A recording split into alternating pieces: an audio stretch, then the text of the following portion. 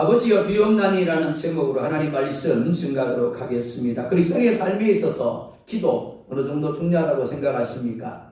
예수님은 쉬지 말고 기도하라고 말씀을 합니다. 범사의 그를 인정하라. 그가 너희를 지도하시리라 라고 말씀을 하죠. 그러니까 그리스도의 삶에 있어서 기도는 정말 아무리 강조해도 지나치지 않는다라고 할 수 있습니다. 자, 그런데 그럼 어떤 때 기도하십니까? 그리고 무엇을 위하여 기도하십니까?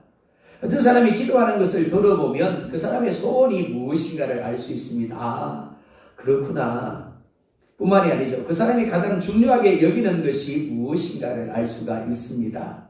병원에 입원해 있는 사람이 기도합니다. 뭘 위해 기도할까요? 하나님 맛있는 음식 주십시오. 그럴까요?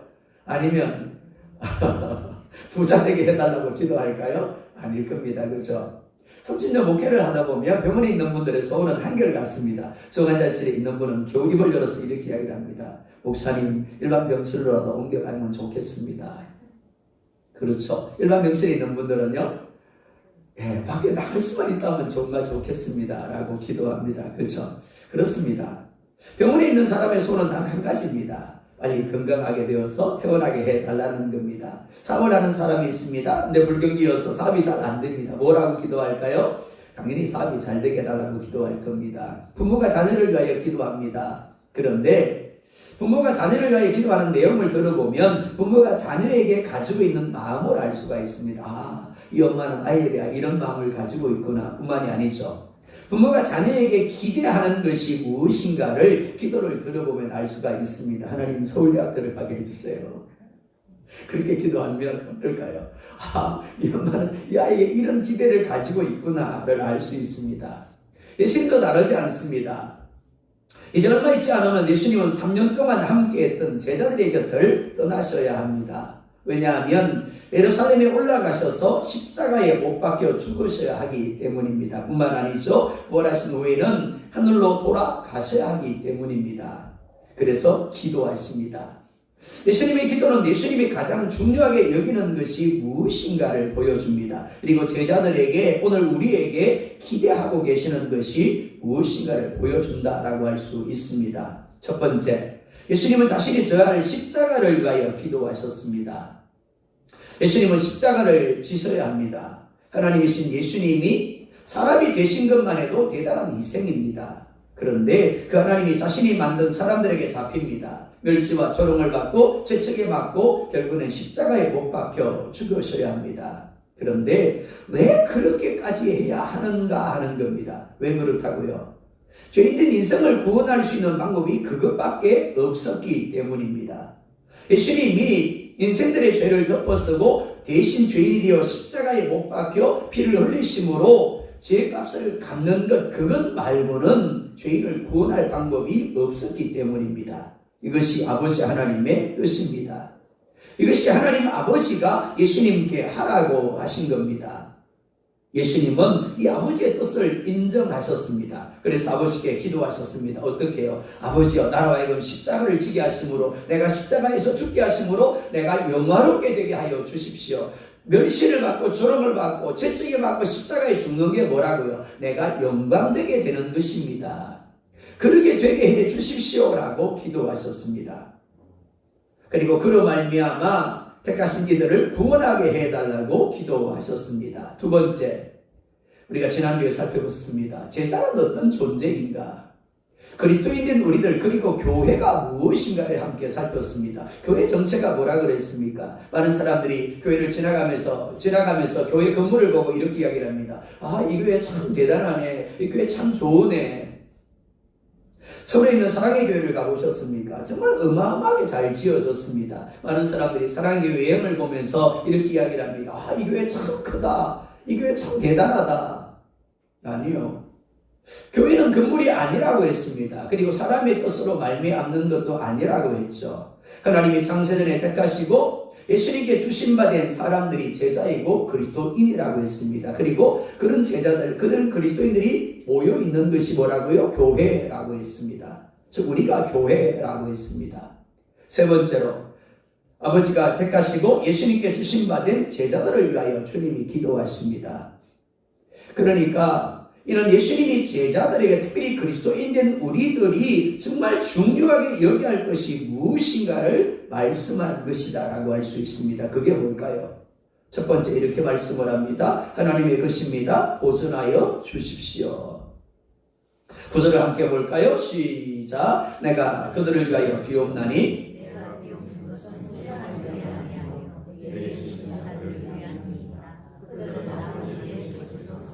아멘. 예수님이 기도하는 대상이 누구라고요? 온 세상이 아닙니다. 내가 지금 세상을 위하여 기도합니다. 내가 지금 세상을 위하여 빕니다. 라고 말씀하지 않죠.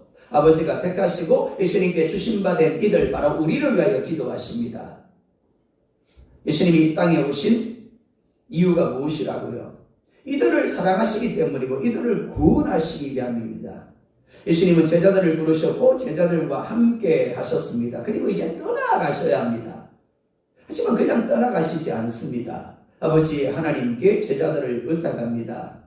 그리고 보혜사 성령을 보내주셔서 제자들과 함께 하게 하십니다. 지난주의 말씀을 한번 또 올려보실까요? 10절 말씀 함께 보겠습니다. 시작. 내 것은 다 아버지의 것이요 아버지의 것은 내 것이로는데 내가 그들로 말미암아 영광을 받았나이다. 아멘. 교회가 뭐라고요? 교회는 건물이 아니라고 했습니다. 하나님 아버지가 창세전에 택하신 이들, 즉 아버지의 그땐 우리들 뿐만이 아니죠. 아버지의 것인데 예수님께 주신 바 된, 그래서 예수님의 것이 된 이들, 그들이 뭐라고요? 그리스도인이라고 했습니다. 그리고 예수님을 전하고 예수님을 나타내므로 예수님을 영광되게 할 이들, 그리스도인들의 모임이 뭐라고요? 교회인 겁니다. 그렇습니다. 우리는 아버지의 것임을 믿으시기 바랍니다. 우리는 예수님의 것임을 믿으시기 바랍니다. 그런 우리가 예수님의 영광을 나타내는 우리가 교회임을 믿으시기 바랍니다. 로마서 5장 8절에 이렇게 말씀을 합니다. 함께 볼까요? 시작. 우리가 아직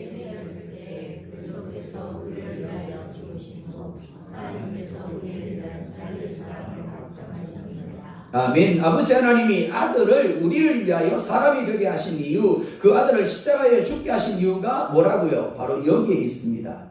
사랑하셨다라고 말씀하죠. 그런데 왜 사랑하신다고요? 아버지의 것이기 때문이라는 겁니다. 예수님이 우리를 위하여 십자가에서 죽으신 이유가 여기 있습니다. 우리를 사랑하시며 우리를 위하여 기도하시는 이유가 여기 있습니다. 아버지의 것이고 예수님의 것이기 때문입니다. 좀 웃으세요. 네. 하나님 아버지의 것이고 예수님의 것이라 그러는데 되게 기분 나쁜 표정들을 짓고 계시는 것 같아가지고 내가 왜 하나님의 것이야? 내가 왜 예수님의 것이야? 그럼 곤란하겠죠, 그죠? 예, 행복해 하셔야 됩니다. 모두가 그렇게 되는 것이 아닙니다. 에베소서에 뭐라고요? 창세전에 그 기쁘신 뜻대로 우리를 택하사, 예정하사 되게 하셨으니라고 했습니다. 그죠? 하나님이 택하신 이들, 하나님이 예정하신 이들만 내 것이다. 그리고 예수님의 것이다. 라고 말씀하고 있는 겁니다. 얼마나 행복합니까? 얼마나 영광입니까? 내 것과 남의 것에 대한 마음은 다를 수밖에 없습니다. 내 것은 사랑하죠? 그리고 위합니다. 아낍니다. 내 집, 내 자동차, 내 자식. 하지만 남의 집, 남의 자동차, 남의 자식은 다릅니다. 누군가가 내 것을 건드립니다. 위협합니다. 그럼 어떨까요? 당연히 지키려고 할 겁니다. 보호하려고 하겠죠. 싸우려고 할 겁니다. 자, 이렇게 한번 생각해 보자고요. 누군가가 내 남편을 욕합니다. 그럼 어떻겠습니까? 예, 맞장구 치실 건가요? 맞아요. 내 남편은 그런 인간이에요. 그런 분도 계실지 모르겠습니다. 여자분들이 모이면 남편 이야기 한다 그러죠. 그럴 수도 있습니다. 근데 보통 그러지 않을 겁니다. 그죠? 내 남편이기 때문에. 남의 남편이 아니라 내 남편이기 때문에 내 남편을 누군가가 욕하는 것을 듣기 싫어하는 겁니다. 그래서 뭐라 그러겠죠. 그렇습니다. 특별히 주님은 11절에서 이렇게 말씀을 합니다. 함께 볼까요? 시작. 나는 세상에 거이지 아니하오나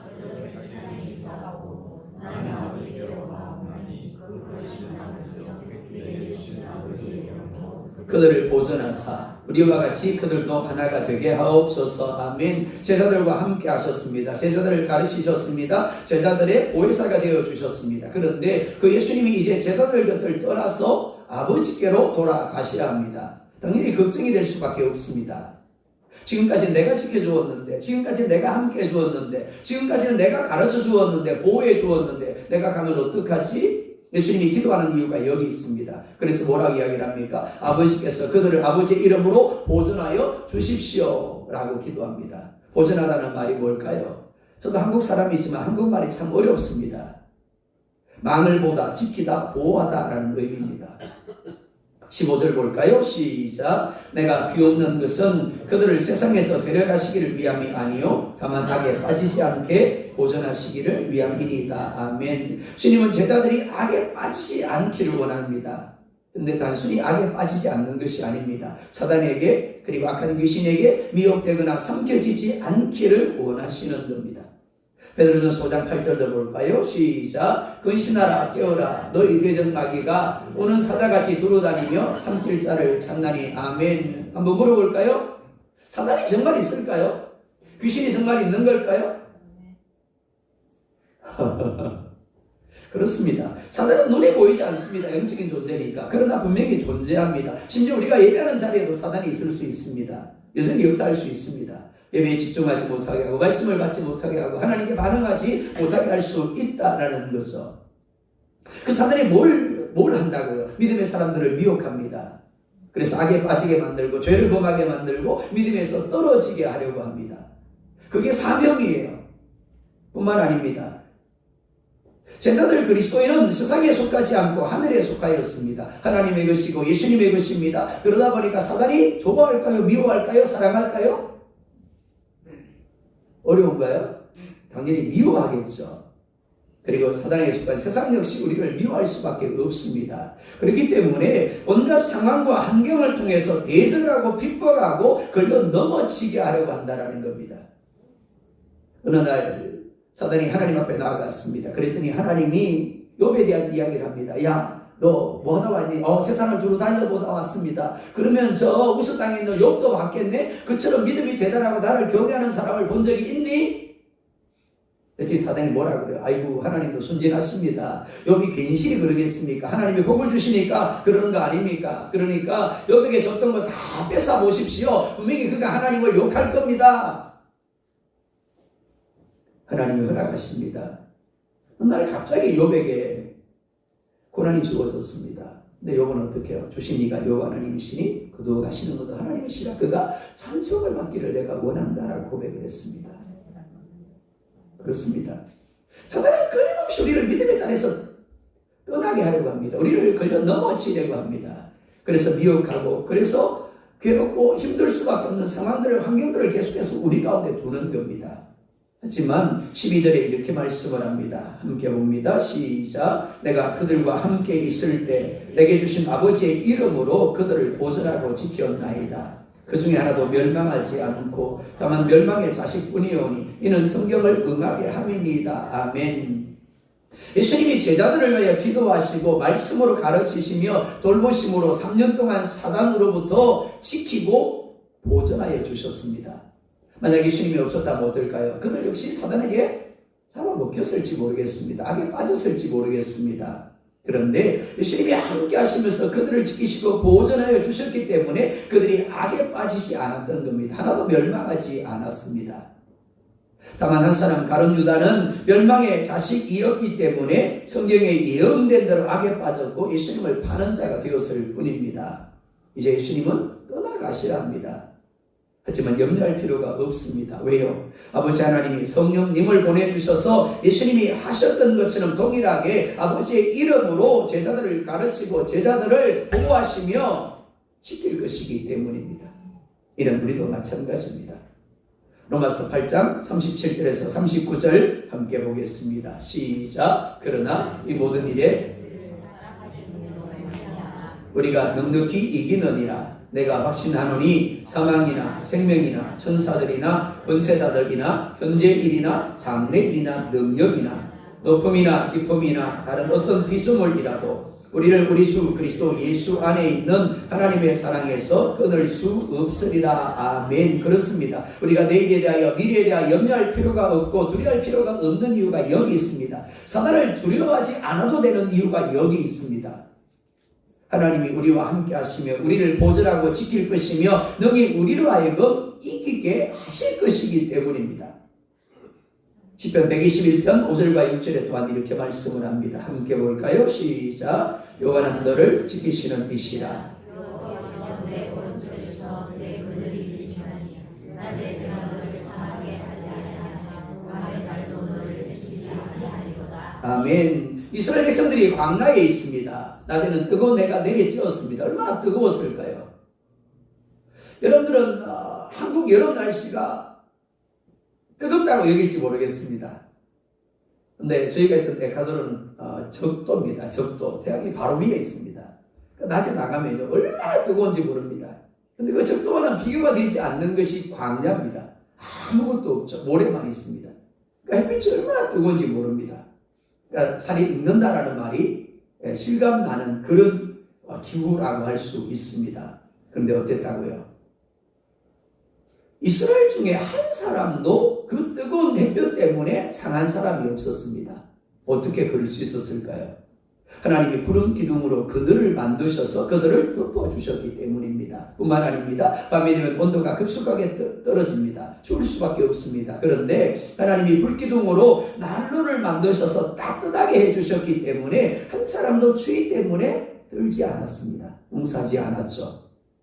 네, 굶었다고요? 아니요. 아침에는 만나를 내려주시고 저녁에는 만나 질린다 그러니까 메추라기를 가져오셔서 고기로 먹게 하셨습니다. 그래서 40년의 광야 생활의 결론이 뭐였다고요? 그들의 의복이 헤어지지 아니하였고 그들의 발을 부르트지 아니하였고 그들에게 부족함이 없었더라. 그게 뭐라고요? 보존하다라는 의미입니다. 하나님의 그때는 그들을 지키시고 보호하여 주셨다라는 겁니다. 그들의 모든 필요를 공급하여 주셨다라는 겁니다. 그리고 마침내 약속의 땅 가나안에 들어가 그 땅을 차지하게 하셨습니다. 특별히 전도서 3장 11절에 이렇게 말씀을 합니다. 함께 볼까요? 시작. 하나님이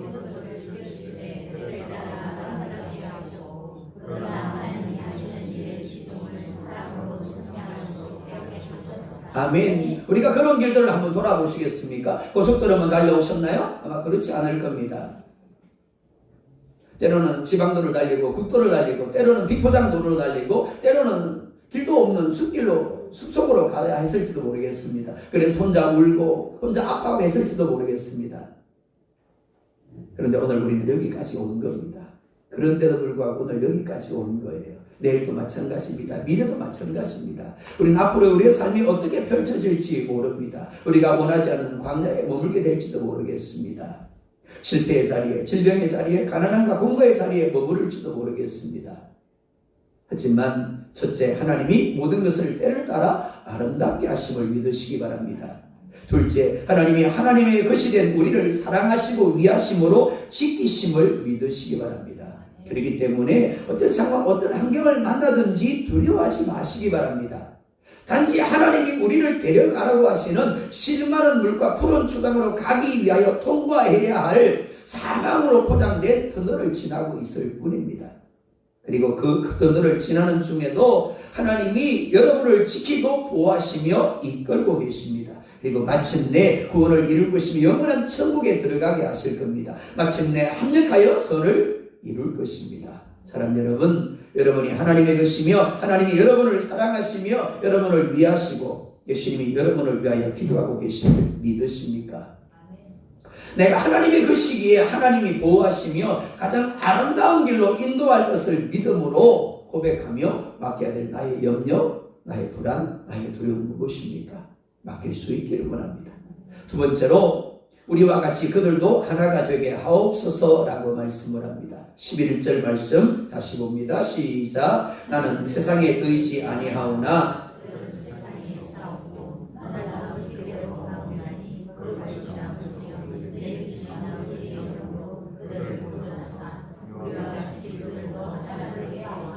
아멘. 예수님이 두 번째 제자들을 위하여 기도하는 내용이 뭐라고요? 하나님의 하나됨 같이 그들도 하나가 되게 하여 주십시오라는 기도입니다. 이 기도는 두 가지 의미로 생각할 수 있겠습니다. 첫 번째, 아는 것과 믿는 것에 있어서 하나가 되게 해 주십시오라는 겁니다. 에베소서 4장 13절 말씀 볼까요? 시작.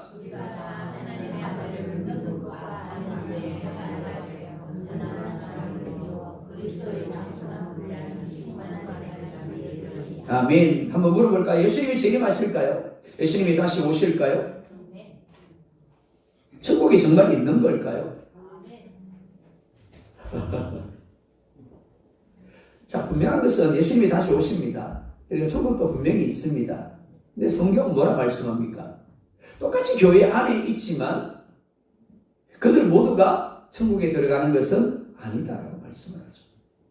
심지어 마태복음 7장을 보면 무슨 이야기를 합니다. 내가 주 이름으로 선지자도 하고 내가 주 이름으로 귀신을 쫓아내며 내가 주 이름으로 권능을 행하지 아니하였나이까 하리니. 예수님 뭐라 말씀하신다고요? 불법을 행하는 자들아 내가 너희를 도무지 알지 못하니 내게서 떠나가라 하리라. 교회의 교회됨이 어디 있을까요? 그리스도인이 그리스도인됨이 어디 있을까요? 예수님을 알고 예수님을 믿는 것입니다. 교회는 다니는데 예수님을 몰라요. 예수님을 믿지 않아요. 교회인데 그 교회 가운데 예수님이 없어요. 교회일까요? 그리스도인일까요? 아니요. 그럴 수 없는 거죠. 교회의 본질은 예수님을 알고 믿는 데 있습니다. 그리스도인의 본질도 마찬가지입니다. 예수님을 알고 믿는데 그리스도인됨이 있는 겁니다. 그렇기 때문에 교회의 하나됨은 예수님을 바로 알고 바로 믿을 때만 가능한 겁니다. 그러기 위해서 우리가 뭐 해야 된다고요? 어떤 분은 그럽니다. 목사님 왜 그렇게 많이 예배를 해야 됩니까? 왜요? 예수님을 온전하게 알아야 되기 때문에 그렇습니다. 우리가 그렇게 많이 예배하는데도 불구하고 어떻다고요? 예수님을 온전히 모르더라라는 거죠. 네, 저는 6살 때부터 교회를 다녔습니다. 목회도 벌써 30년 됐는데 그래도 아직 예수님을 몰라요. 신앙생활을 하다 보면 목회를 하다 보면 예수님에 대하여 더 새롭게 깨닫습니다. 더 새롭게 알게 되고 놀라게 되어집니다. 아 그랬구나. 아 예수님이 그렇구나. 그렇습니다. 우리가 더 예배해야 되는 이유, 더 기도해야 되는 이유, 부지런히 말씀을 읽고 듣고 배우는 일에 힘써야 하는 이유가 여기 있습니다. 왜요? 나름대로 알고 나름대로 믿는 것만큼 위험한 것이 없기 때문입니다. 목회하면서 가장 힘든 사람이 누구일까요? 안 돼요. 자기는 다 안 돼요. 근데 제가 보기에는 아니에요. 모르고 있어요. 그래서 성경을 가르쳐주면 어떻다고요? 안 받아들이려고 하는 겁니다. 근데 문제는 뭐라고요? 단지 그걸로 끝나는 게 아니라는 거죠. 예수님을 얼마나 알지 못하고 얼마나 믿지 못하면 비록 교회를 다닐지라도 어떻게 된다고요? 결국은 지옥 갈 수밖에 없는 겁니다. 그 자신만 그럴까요? 아니요. 그 사람의 영향을 받는 또 다른 사람까지 함께 지옥으로 데려가게 된다는 것이 문제인 겁니다. 그렇기 때문에 우리는 예수님을 알고 믿는 것에 온전히 하나가 되어지기를 원합니다. 우리 중에 한 사람도 예수님이 재림하실 때 너는 나와 상관이 없어. 그런 소리를 듣지 아니하고 주님의 잔치에 천국에 들어갈 수 있기를 주님으로 축원합니다. 두 번째, 하나님이 하나되게 하신 것을 지키라 하는 말씀을 합니다.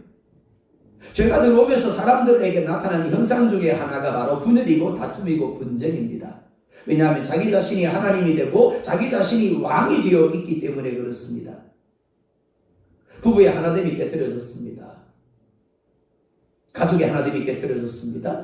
형제의 하나됨이 깨트려졌습니다. 왜 그럴까요? 자기 자신이 왕이기 때문에 그렇습니다. 자기 자신이 하나님이기 때문에 그렇습니다. 부부가 왜 다툴까요? 가족이 왜 다툴까요? 자기 자신이 하나님이니까. 자기 자신이 왕이니까. 예수님이 이 땅에 오신 것은 그렇게 끼어진 관계를 회복하고 하나됨을 다시 이루기 위함입니다. 정말 그럴까요? 요한복음 11장 52절에 이렇게 말씀을 합니다. 함께 볼까요? 시작. 또 그 민족만 위할 뿐 아니라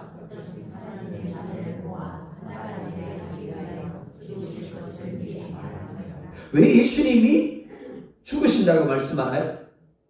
흩어진 하나님의 자녀를 모아서 하나가 되게 하기 위하여라고 말씀을 합니다. 그렇습니다. 사단의 나라와 하나님 나라의 다름이 여기에 있습니다. 사단이 있는 곳과 하나님이 계신 곳의 다름이 바로 여기에 있습니다. 사단의 나라는 저마다 하나님입니다. 저마다 왕입니다. 그러니까 하나됨이 끼어지고 다투고 분쟁할 수밖에 없습니다. 하지만 하나님의 나라는 오히려 흩어진 것, 깨어진 것을 모아서 하나가 되게 합니다. 하나님이신 예수님이 사람이 되시고 십자가에서 죽으신 이유가 여기 있습니다. 그러니까 세상은 하나가 되지 못하고 다투고 분쟁할지라도 교회는 하나가 되어야 하는 겁니다. 하지만 실상은 어떻습니까? 고린도전서 1장 10절과 11절에 이렇게 말씀을 합니다. 똑같이 봅니다. 시작. 형제들아 모두가 같은 말을 하고 너희 가운데 분쟁이 없이 같은 마음과 같은 뜻으로 온전히 합하라. 내 형제들아 근로의 집 편으로 너희에게 한 말이 내게 들리니 곧 너희 가운데 아멘. 고린도 교회는 성령의 은사가 넘치는 교회였습니다. 대부분 성도들이 방언을 합니다. 방언 통배를 합니다. 환상을 봅니다. 예언을 합니다. 기도하면 병 고치는 역사가 나타납니다. 대단하지 않습니까? 아멘 좀 하세요. 그래야 내게도 그런 역사가 나타나지. 네? 제가 늘 기도할 때마다 그럽니다. 장로교회의 특징이 뭐가 하면 이 성령의 역사에 대해 좀 약하다는 겁니다. 그렇죠? 하나님 우리 교회 성도들이 다 방언하게 해주시고 환상을 보게 해주시고 몇 분밖에 안 원하시네. 그런데 보세요. 성령의 은사가 그렇게 넘치는 교회니까 당연히 은혜가 넘쳐야 되겠죠. 근데 은혜가 넘치지 않았어요. 뭐가 넘쳤냐면 다툼과 분쟁과 싸움이 넘쳐났습니다. 그래서 모이기만 하면 어떻게 해요? 끼리끼리 모여서 누군가를 비판하고 비난하고 수근수근하고 다투고 분쟁했다라는 겁니다.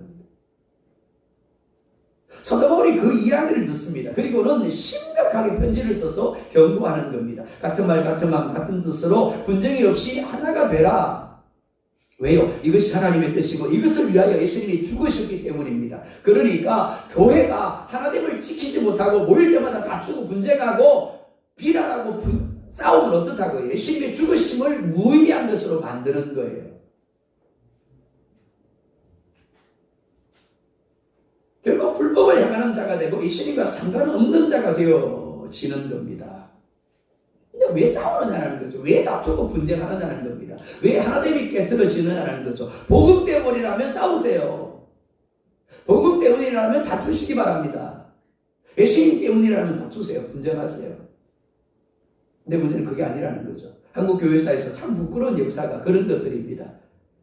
요즘 우리가 의자에 앉아서 예배를 드리지만 저희 어릴 때만 해도 마룻바닥이었습니다. 그것도 아무것도 없었어요. 바닥에 주일날 육순고 가면 그랬어요. 부장 장로님 앞에서 예배 사회를 보시면서 그러는 겁니다. 이제 시간이 되었습니다. 우리 무릎 꿇고 두 손 보고 눈 감고 고개 숙이고 기도함으로 예배하겠습니다. 그리고 몇 시간을 예배하고 성경 공부하고 그랬어요. 바닥에서. 이제 불편하잖아요. 딱딱하고 그러니까. 그래서 어느 날 어떤 분이 그러는 겁니다. 우리 방석을 드립시다. 방석에 앉아서 예배 드립시다. 그랬더니 그러는 겁니다. 망령 때다. 무슨 하나님 앞에 예배 드렸는데 방석을 깔고 예배를 드려. 그리고 교회가 찢어졌어요. 다투다가. 자, 방석을 반대하는 분들이 방석에 앉았을까요? 안 앉았을까요? 앉았어요. 또 시간이 좀 흘렀습니다. 또 의자 보니까 의자가 좋잖아요. 의자 들어옵시다 그랬더니 또 반대를 합니다. 그리고 또 싸웠어요. 또 나누어졌어요. 나중에 나누어진 분들이 의자를 반대하는 분들이 의자 들어왔을까요? 안 들어왔을까요? 들어왔어요. 자, 이게 문제인 겁니다. 늘 회의를 하다 보면, 모임을 하다 보면 다툼이 생기고 분쟁이 생깁니다. 근데 문제가 뭐라고요? 복음 때문에 다투는 게 아니라는 겁니다. 예수님 때문에 다투는 게 아니라는 거죠. 본질이 아닌 것 때문에 다투더라는 겁니다. 아무것도 아닌 것 때문에 다투더라는 거죠. 많은 이들이 천국 그러면 죽어서 가는 곳으로 생각을 합니다. 맞습니다. 하지만 단순히 죽어서 가는 곳이 되면 안 되는 겁니다. 이미 우리 마음에 예수님을 모셨습니다. 단순히 예수님 내 마음에 오십시오가 아닙니다. 예수님을 나의 주인으로 나의 구원자로 받아들인 겁니다. 그러면 내 마음에 주님의 나라가 임하게 하는 겁니다. 그래서 주님의 다스림이 이루어지고 주님의 뜻이 이루어지게 해야 하는 겁니다. 그런데 잘 안 되는 거죠. 본질이 아닌 것을 가지고 목숨 걸고 싸우는 겁니다. 다투고 분쟁하는 겁니다. 분명히 주님의 교회인데 주님이 보이지 않는 거죠. 누가 주님이에요? 목소리 큰 사람이 주님인 겁니다. 그리고 교회가 찢어지는 거죠. 상처를 받고 교회를 떠나가는 겁니다. 주님이 그런 교회를 기뻐하실까요? 주님이 그런 교회를 내 교회라고 하실까요? 그럴 수 없는 거죠. 자, 그러면 어떻게 하면 될까요? 빌립보서 2장 2절에서 4절에 이렇게 말씀을 합니다. 함께 봅니다. 시작. 마음을 같이하여 같은 사랑을 가지고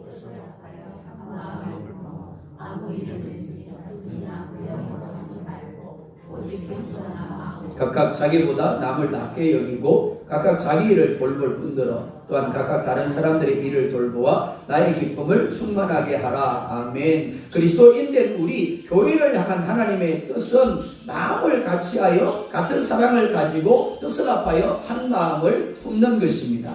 왜냐하면 하나님이 한 분이시고 한 분 그리스도에게 주신 바 되어 한 몸으로 부름을 받았고 한 성령님을 통하여 한 믿음으로 한 소망을 가지고 있기 때문에 그렇습니다. 자, 한번 물어볼까요? 우리가 아버지라고 부르는 하나님이 다른가요?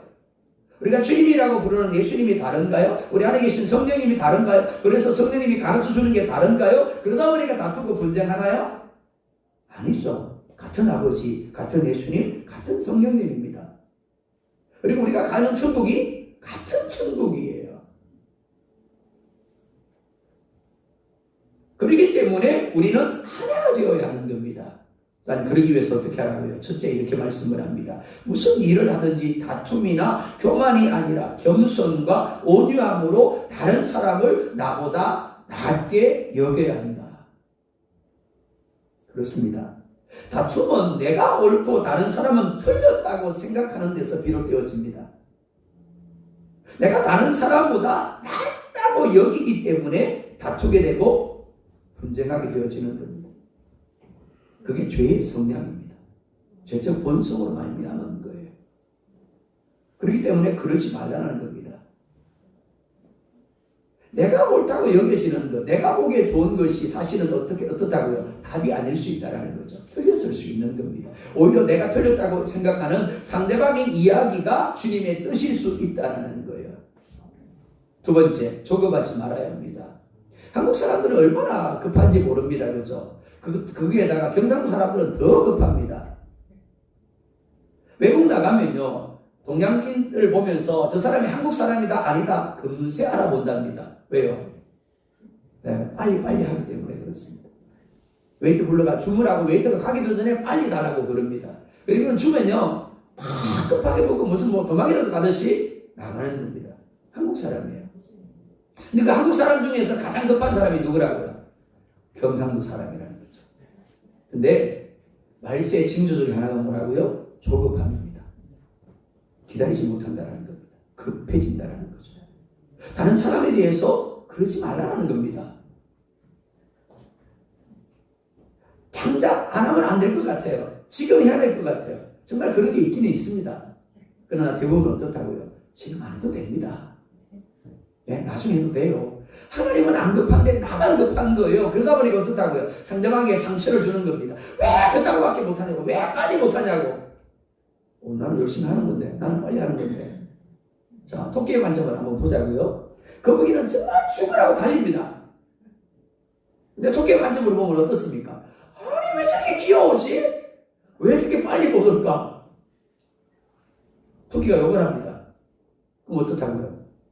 시험 드는 거죠, 그 부분. 그렇기 때문에 조급하지 말아야 합니다. 오래 참고 기다려주고 사람 가운데 응답할 수 있어야 하는 겁니다. 셋째, 내게 맡겨진 일을 할 뿐 아니라 다른 사람의 일을 돌아볼 수 있어야 합니다. 즉 내가 해야 할 일을 할 뿐 아니라 하지 못하는 다른 사람을 판단하고 정죄하는 것이 아니라 하지 못하는 그 사람의 일을 내가 대신 해주며 이끌어줄 수 있어야 한다는 겁니다. 그리고 이를 통해 하나님이 주신 평안이 깨어지지 않게 해야 되고 하나 되게 하신 것을 지킬 수 있어야 하는 겁니다. 사랑하는 여러분, 오늘 내가 평안을 지키고 하나됨을 지키기 위하여 내려놓아야 될 나의 생각, 나의 방식 무엇입니까? 내가 돌아보고 섬겨주고 이끌어줘야 할 사람 누구입니까? 같은 하나님을 아버지로 부르며 같은 예수님을 통해서 구원을 받고 같은 성령님의 지도하심을 누리는 우리들입니다. 그렇기에 아는 것과 믿는 것 살아가 되어서 더 장성한 분량에까지 자라가며 오늘이 천국에 들어간 우리 모두가 되기를 원합니다. 뿐만 아니라 또한 겸손과 온유로 서로를 낮게 여기며 돌아보고 섬김으로 하나님이 하나 되게 하신 것을 온전히 지키는 우리들. 그래서 평안의 아름다운 소문나는 우리 교회가 될 수 있기를 예수님의 이름으로 축복합니다.